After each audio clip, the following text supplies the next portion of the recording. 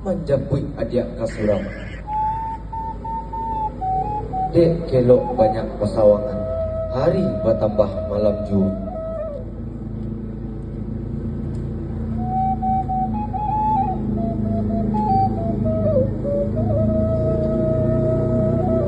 Oh Tuan malin batuan, nak ulang pucuk aman julai, nak air pincuran hari malam pulang di surau.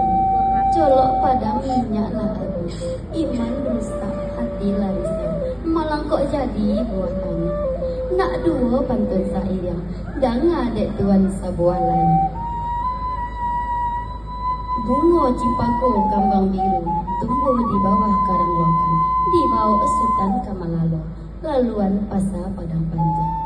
Sakit badan mengandung rindu, bak lawik mengandung topan, bak bumi di guncang kapur, antah kok di badan ambo suram. Nilam cahayo gadis nan bijak, asam didarik kadang niat. Sajak ibungo lah bajanji, lalu kabutiak baikara, sampai kabuah lah mandamai. Ikan dilawik lah menanti, di dalam balango katamunya.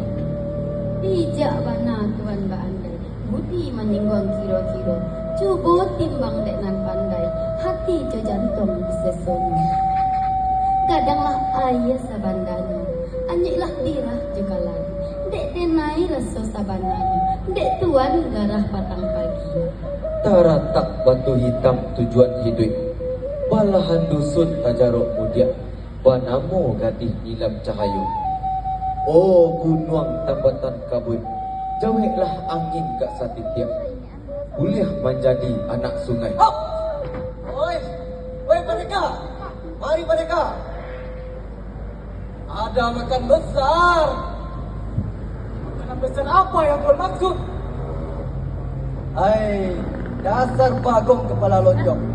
Mata melihat isinya kosong. Tuh, lihat budak-budak itu. Terus, ada apa dengan mereka, Tuan? Hei, sampai loba abui. Apa loba gong mereka? Itu sumber uang kita, Gong. Oh iya. Terus, apa kita harus meminta ke mereka, Tuan? Ah, saya malu, Tuan. Enggak level saya untuk minta-minta. Saya masih sanggup mencari sendiri. Walaupun harus menyambung sekalipun. Masih bermartabat. Hei, santai. Dapat anak buah, nangka di ujung buku, 5 kemaju-maju. Gong, tak usah banyak tanya. Kau rampok saja dia. Ah, kalau begitu, baru saya mau, Tuan. Terus, bagaimana dengan wanita itu, Tuan? Wanita itu bagian saya. Jangan kau mulai.